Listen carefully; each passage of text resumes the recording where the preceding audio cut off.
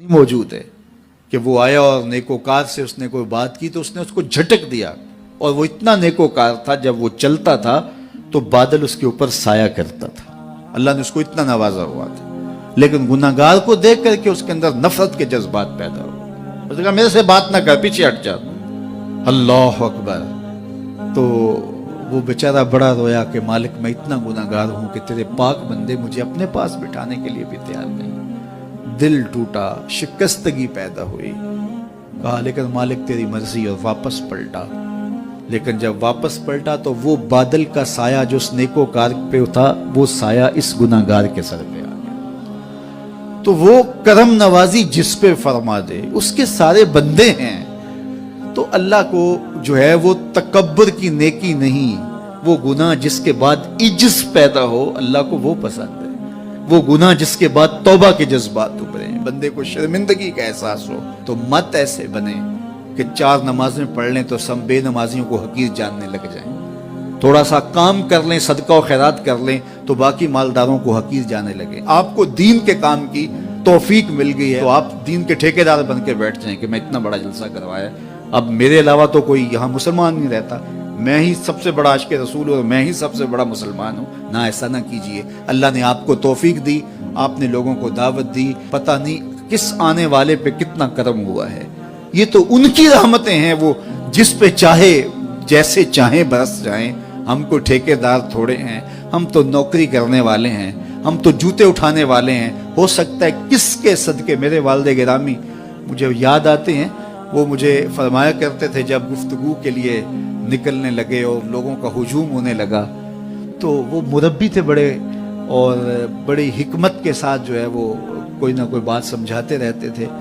تو ایک دن فرمانے لگے کہ ایک خطیب تھا، بظاہر اچھا خطاب کرتا لیکن اندر سے وہ اتنا اچھا نہیں تھا۔ تو جب وہ فوت ہو گیا تو وہ بخشا گیا، تو اس نے اللہ سے کہا کہ میرے مالک، میرا تو کوئی عمل ہی نہیں ہے کہ میری بخشش ہوگی اور میری مغفرت ہو گئی۔ تو فرمایا کہ ہاں ہم تجھے جانتے ہیں، لیکن ایک دن تو کہیں واز کر رہا تھا، میرا ایک بندہ بیٹھا تھا، اس کو پسند آ گیا، میں نے اس کے صدقے تیری مغفرت فرمائی۔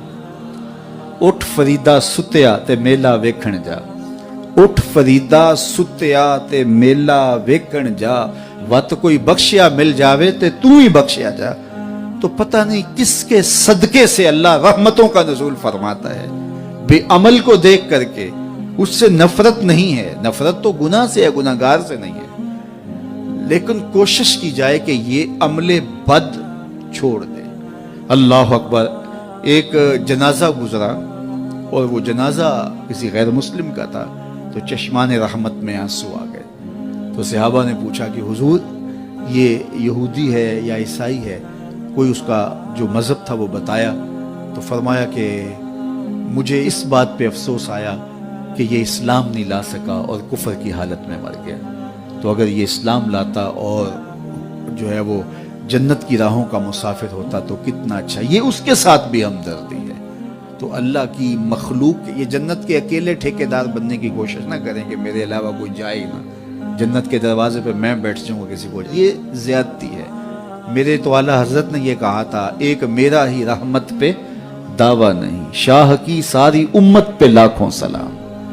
تو اس لیے امت سازی کی ایک تو کوشش کریے، اپنے اندر باہمی چھوٹے چھوٹے نزاع اختلاف، یہ انسانی فطرت ہے، انسان کے اندر طبائع کے اندر اختلاف ہے، ترجیحات کے اندر جو ہے وہ اختلاف ہے، اپنے اپنے مزاج کے اندر تفاوت ہوتا ہے۔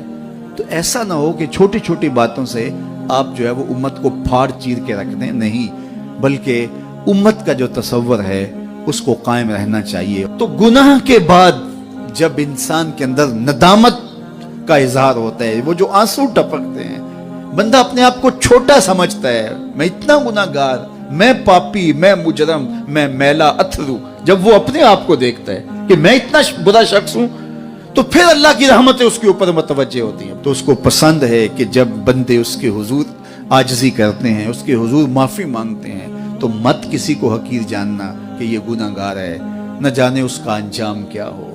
کتنے گناہگار ان کا آخر اچھا ہو جاتا ہے، کتنے نیکوکار ان کا آخر اچھا نہیں ہوتا۔ انما الاعمال بالخواتیم، وہ تھی تو فاحشہ عورت، لیکن ایک کام کیا کہ ایک کتے کو پانی پلا دیا، اپنے دوپٹے سے جوتا باندھ کر کنویں میں لٹکایا اور اس کو پانی پلا دیا۔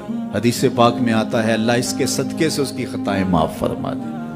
اور ایک نے بلی کو مار دیا خاتون کو، اور وہ جہنم کی آگ میں جلنے لگی۔ اس لیے کون کس کا انجام کیا ہوتا ہے؟ ہمارے بزرگ فرماتے ہیں کہ بچے سے پیار کرو کہ اس کے گناہ کم ہیں، اور بڑے سے پیار کرو اس کی نیکیاں زیادہ ہیں، اس کی نیکیاں زیادہ ہیں۔ چھوٹے سے اس لیے پیار کہ اس کے گناہ کم ہوں گے، اور بڑے سے اس لیے پیار کہ اس کی نیکیاں زیادہ ہوں گی۔